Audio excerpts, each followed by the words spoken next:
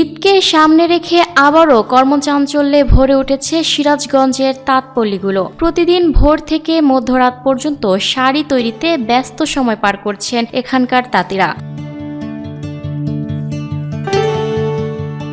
তাঁত শ্রমিকদের তৈরি প্রতিটি শাড়িতে আধুনিক ও শৈল্পিক কারুকাজে ফুটিয়ে তোলা হচ্ছে নানা বাহারি নকশা। দীর্ঘদিন পর কাজের চাপ বাড়ায় বাড়তি আয়ে খুশি শ্রমিকরা। ঈদের মৌসুম এলেই সিরাজগঞ্জের তাঁত পল্লীগুলোতে কাজের চাপ কয়েক গুণ বেড়ে যায়। দিনরাত যেন দম ফেলার সময় থাকে না শ্রমিকদের। সরজমিনে দেখা যায় ভোর থেকে মধ্যরাত পর্যন্ত তাঁত বুননে খটখট শব্দে মুখর হয়ে উঠেছে সদর, বেলকুচি, শাহজাদপুর, উল্লাপাড়া ও এনায়েতপুরের তাঁত পল্লীগুলো।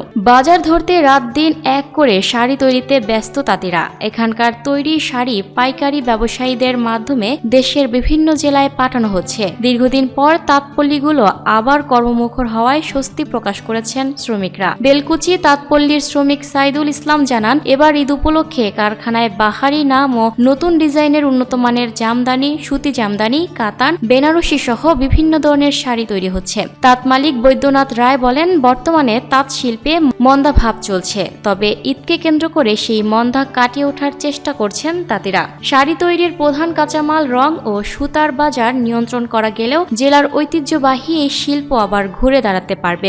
Sirajganj chamber of commerce and ইন্ডাস্ট্রিজের সভাপতি সাইদুর রহমান বাচ্চু বলেন, জেলার ঐতিহ্যবাহী তাঁত শিল্পের হারানো ঐতিহ্য ফিরিয়ে আনতে সরকারি পৃষ্ঠপোষকতা প্রয়োজন। সরকারের সুনজর পেলে এই শিল্প আবারও ঘুরে দাঁড়াতে সক্ষম হবে। সিরাজগঞ্জের 9টি উপজেলায় প্রায় 10 লাখ মানুষ প্রত্যক্ষ ও পরোক্ষভাবে তাঁত শিল্পের সঙ্গে জড়িত। জেলায় পাওয়ারলুম ও হ্যান্ডলুম মিলিয়ে রয়েছে প্রায় 5 লাখ তাঁত।